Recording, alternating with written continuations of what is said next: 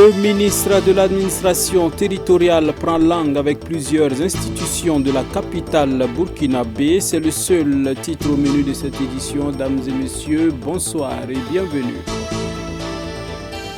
Sans transition, nous le disions tantôt, le ministre de l'administration territoriale a procédé à une série de visites dans plusieurs institutions dans la capitale burkinabé ce matin. Le ministre a affirmé s'être rendu dans ces institutions de sécurité intérieure relevant de son ministère pour connaître davantage les réalités et défis dans ces institutions. Reportage signé Abibalaï Bouraïma et Gédéon Tapsoba. Installé depuis le mardi 27 juin dernier à la tête du ministère de l'administration territoriale, de la décentralisation et de la sécurité, le magistrat Émile Zerbo a effectué une série de visites aux forces de sécurité intérieure dans la journée de ce jeudi 24 août. De l'état-major de la gendarmerie en passant par la brigade nationale des sapeurs-pompiers à la direction générale de la police nationale, le ministre de la décentralisation a félicité et encouragé les forces de sécurité intérieure pour le travail qu'elles accomplissent chaque jour. C'est une tournée aux états-majors des forces de sécurité intérieure, l'état-major de la gendarmerie, la brigade nationale des sapeurs-pompiers et enfin la direction général de la police nationale. Et c'est une visite d'échange qui s'inscrit dans le cadre du fonctionnement normal du ministère de l'administration du territoire et de la sécurité. Nous sommes le ministère qui a le commandement de ces institutions. Alors c'est normal pour nous de nous y rendre, échanger avec les hommes pour savoir quels sont les réalités de fonctionnement de ces institutions, quels sont les défis qui se présentent à eux et quelles sont les perspectives que nous pouvons ensemble mettre en œuvre pour le meilleur fonctionnement de ces institutions et pour le bien des populations burkinabées. Connaître les réalités et les défis de ces institutions de sécurité intérieure en tant que civil est une des raisons de cette série de visites. J'ai appris de ces institutions déjà leur fonctionnement. Vous savez à la base que je ne suis pas gendarme, ni policier, ni sapeur-pompier. Donc déjà, pour mieux comprendre ces institutions, il faut apprendre d'eux. Il faut apprendre et à partir des connaissances que vous avez acquises, vous pouvez effectivement mieux gérer ces institutions. Voici les raisons qui m'ont permis de faire cette déclaration et je vous dis que j'ai trouvé des personnes motivées. J'ai entendu on m'a relaté des actes de bravoure qui ont été posés sur le terrain par des gendarmes, par des sapeurs-pompiers aujourd'hui qui se battent sur le territoire national, par des policiers. Et ça, c'est des actes à saluer, à encourager. Et moi, j'en suis certainement fier. En termes de perspective, pour le ministre, c'est de renforcer tout simplement les acquis déjà obtenus sur le terrain de la lutte contre le terrorisme. C'est parti pour le symposium national sur les abattoirs et aires d'abattage. Les principaux acteurs concernés venus des 4 coins du pays approfondiront la réflexion autour du thème suivant: développement de la transformation du bétail et de la commercialisation de la viande au Burkina Faso. Quelle réforme pour les abattoirs et aires d'abattage? C'est le ministre délégué en charge des ressources animales qui a donné le ton en présence de Odette Zouangena et Yannick Kabouré. La transformation du bétail viande est confrontée à des difficultés majeures d'ordre technique, organisationnel et financier, causant un déficit structurel des résultats d'exploitation et une détérioration du climat des abattoirs et des aires d'abattage, sans compter ses lots de corollaires sur la santé des consommateurs. C'est donc pour y pallier que les 3 ministères que sont le commerce, les ressources animales et la décentralisation convergent leurs forces pour mûrir des réflexions profondes avec l'ensemble des acteurs de la chaîne de valeur bétail-viande pour trouver des solutions idoines à la problématique à ce symposium national. Le Burkina Faso, c'est un pays d'élevage avec un cheptel qui est numériquement très important. En 2021, on avait près de 10 millions de bovins et 11 millions de caprins et 9 millions d'ovins.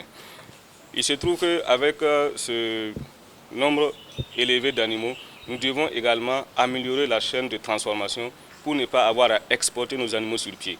Parce que lorsque vous exportez vos animaux sur pied, vous exportez de l'emploi, vous exportez également les résidus des abattoirs qui doivent servir à faire du biogaz. Vous exportez également les cornes et également les cuirs et peaux. Donc nous avons mis en place des abattoirs. Il se trouve que ces abattoirs aujourd'hui ont des problèmes de fonctionnement, des problèmes de rentabilité, liés notamment à la vétusté du matériel. Et c'est lié également aux abattoirs clandestins que les gens font, ce qui fait que les abattoirs ne sont plus vraiment rentables. Et au niveau de ces abattoirs également, vous l'avez constaté, on a beaucoup de problèmes d'assainissement qu'il faut arriver à résoudre afin qu'on puisse avoir de la viande de qualité qui arrive dans nos domiciles. Donc nous sommes en train de tout mettre en œuvre pour construire de nouveaux abattoirs, notamment à Kaya et à Puitenga. Également là-bas, nous sommes confrontés à des problèmes fonciers. Il y a également ce symposium qui nous permettra de voir comment améliorer la gestion des abattoirs qui sont déjà existants. Par rapport aux abattoirs et aires d'abattage clandestins qui pullulent les villes, le ministre délégué en charge des ressources animales dit privilégier la sensibilisation en lieu et place de la répression. Récemment, la commune de Ouagadougou est sortie déguerpir des aires d'abattage clandestins dans la ville de Ouagadougou. Et nous allons poursuivre avec la sensibilisation au niveau des acteurs qui sont dans les abattoirs, les former aux procédures d'abattage et également sensibiliser l'ensemble de la population, les transporteurs, pour qu'on puisse améliorer le système de transport de la viande au sein des grandes villes. Et dans ces grandes villes également, nous pensons à mettre en place des petits véhicules, notamment des taxis motos qui seront frigorifiés, bien aménagés pour faire le transport des viandes. Développement de la transformation du bétail et de la commercialisation de la viande au Burkina Faso, quelle réforme pour les abattoirs et aires d'abattage viables et compétitifs est le thème soumis à l'appréciation de chaque participant venu des différentes contrées du pays. Les recommandations qui se dégageront des échanges ainsi que les mises en œuvre devront faire du Burkina Faso un pays transformateur et exportateur de viande et de ses produits dérivés, un véritable levier de développement. Dans cette édition, parlons cours de vacances. Vacances entre repos et apprentissage. Les élèves renforcent leur niveau scolaire, surtout ceux en classe d'examen. Pour la session 2024 à venir, plusieurs établissements organisent ces cours de vacances. Ces cours, notamment pour accompagner les élèves à relever les défis dans certaines matières. Des cours qui d'ailleurs sont très bien accueillis par les apprenants. C'est un reportage signé Abibalaï Bourema. Primaire et secondaire, ils sont nombreux à prendre part aux cours de vacances pour relever certains défis dans certaines matières scolaires. Au complexe scolaire L'Aurore, les enfants du primaire qui vont passer cette année à l'examen du certificat d'études primaires reçoivent des cours supplémentaires. Je fais le cours de vacances car il me permet d'améliorer mon niveau. Grâce au cours de vacances, j'ai pu améliorer mon niveau dans toutes les matières. J'avais des problèmes à français. Grâce au cours de vacances, j'ai amélioré mon niveau. Ce que je dirais à ceux qui ne participent pas encore au cours de vacances, c'est que ça va les aider à persévérer dans leur niveau en classe. Ça va les aider à s'améliorer. Ça va leur aider aussi, comme ceux qui sont en classe d'examen, le CEP, le CM1, le BPC, le BAC, le Master. Ça va les aider beaucoup.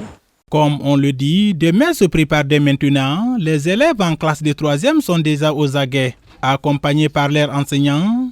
Au lycée privé protestant des Assemblées de Dieu de Blumigo Barrage, ces élèves ont reçu un cours en langue britannique ce lundi 21 août. Au cours de l'année, je ne comprenais pas bien PC, je comprends pas le cours de PC, mais en suivant le cours de vacances, ça va maintenant. Je ne comprenais pas les verbes irréguliers et conjugaison. La nous a dit pour conjuguer un verbe en anglais, on doit regarder le temps d'abord avant de conjuguer. En suivant maths, je ne me sentais pas bien, mais avec M. Douangue, j'ai une bonne explication. Les cours de vacances relèvent hautement le niveau des élèves et écoliers, a assuré l'administration du lycée privé protestant des assemblées de Dieu de Bouloumingo Barrage. Je pense que les cours de vacances aident beaucoup les enfants à améliorer le niveau, à essayer de rattraper ce qu'ils n'ont pas pu faire au cours de l'année précédente. Et avec les cours de vacances, c'est facile pour eux de relever le niveau avant d'affronter maintenant la classe supérieure pour ceux qui passent. Et maintenant, ceux qui n'ont pas réussi au cours de l'année passée et qui veulent reprendre la même classe, je pense que ça leur permet d'avoir un avantage ou bien une avance sur les autres qui n'ont pas fait les cours de vacances. Et souvent, on a remarqué qu'en vacances, les enfants sont laissés à eux et ils oublient carrément ce qu'ils ont étudié au cours de l'année. Donc, les cours de vacances servent un moyen de... Voilà, un canal pour les permettre de revenir à leurs leçons. Voilà, ceux qui n'ont pas compris dans l'année passée, voilà, ils essaient de poser leurs problèmes et on essaie de les accompagner avec le mieux que nous pouvons, voilà, pour les amener à préparer la nouvelle année. Pour ce qui est du coût pour participer au cours des vacances, il a été minutieusement pris en compte de cette période difficile presque dans tous les secteurs d'activité. Les matières littéraires sont abordées, mais l'accent est plus mis sur les matières scientifiques car sont souvent plus compliquées à assimiler.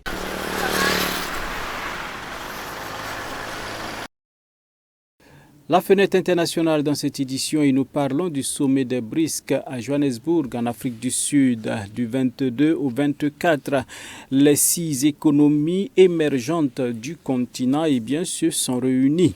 6 nouveaux membres dont l'Égypte et l'Éthiopie sont annoncés dans ce bloc composé des 5 économies émergentes qui se sont réunies pour faire basculer l'ordre international au détriment de l'Occident, a annoncé jeudi son intention d'élargir le nombre de ses membres, alimentant ainsi des inquiétudes quant à ce fossé mondial qui de plus en plus est important. Suivez. Le président sud-africain Cyril Ramaphosa a annoncé jeudi que le bloc des BRICS, qui regroupe des nations émergentes, admettra 6 nouveaux membres, dont l'Égypte, l'Éthiopie et l'Arabie saoudite, au début de l'année prochaine. Les appels à l'élargissement des BRICS ont dominé les discussions de ce sommet de 3 jours et ont mis en évidence les divisions au sein du bloc sur le rythme et les critères d'admission des nouveaux membres. Nous sommes parvenus à un consensus sur la première phase de ce processus d'expansion et d'autres phases suivront. Nous avons décidé d'inviter la République d'Argentine, la République arabe d'Égypte, la République fédérale démocratique d'Éthiopie, la République islamique d'Iran, le Royaume d'Arabie saoudite et les Émirats arabes unis à devenir membres à part entière des BRICS. L'adhésion prendra effet à partir du 1er janvier 2024. Près de 2 douzaines de pays ont officiellement demandé à rejoindre le club qui regroupe un quart de l'économie mondiale et plus de 3 milliards de personnes.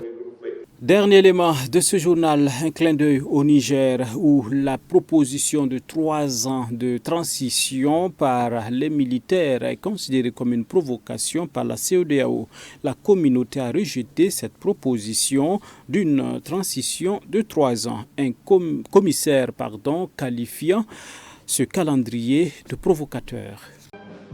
La communauté économique des États de l'Afrique de l'Ouest a rejeté la proposition d'une transition de 3 ans vers un régime démocratique au Niger, qualifiant la lenteur du calendrier de provocation. Le nouvel homme fort du pays d'Afrique de l'Ouest, le général Abderrahmane Chiani, avait annoncé le plan de transition de la junte samedi. Le bloc régional se dit prêt à intervenir militairement, mais reste ouvert à une résolution diplomatique du conflit. Selon le commissaire à la paix et à la sécurité de la CEDEAO, les leaders du bloc considèrent que le coup d'État au Niger est de trop et pourrait avoir un effet domino dans la région du Sahel, ajoutant que la porte de la diplomatie n'était pas ouverte indéfiniment. Ces commentaires sont intervenus quelques jours après qu'une délégation de la CEDEAO a rencontré le président Mohamed Bazoum en présence du nouveau premier ministre de la junte, Ali Zein. Malgré de sévères sanctions économiques et de voyages imposés par la CEDEAO et la Banque mondiale et des menaces d'intervention militaire si le président Bazoum n'est pas rétabli dans ses fonctions, la junte s'est retranchée dans ses positions. La CEDEAO a utilisé le Niger comme ligne rouge contre d'autres coups d'État après plusieurs dans la région, dont 2 au Mali et au Burkina Faso depuis 2020.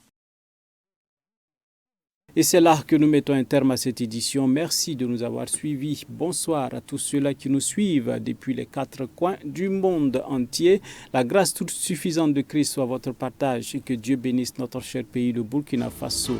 Bonsoir et à demain pour d'autres actualités.